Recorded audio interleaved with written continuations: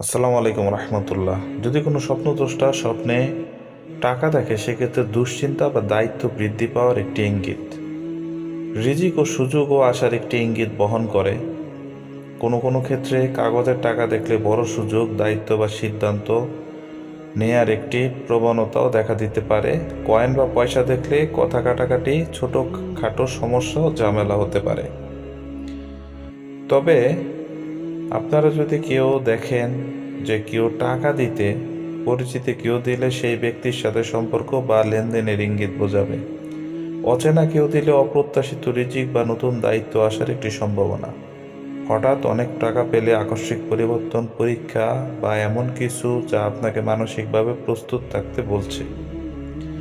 সুতরাং স্বপ্নদ্রষ্টা এমন মানুষকেই বলবেন যারা স্বপ্নের ব্যাখ্যা জানে। যদি কেউ জানতে চান, আমার থেকেও জেনে নিতে পারেন।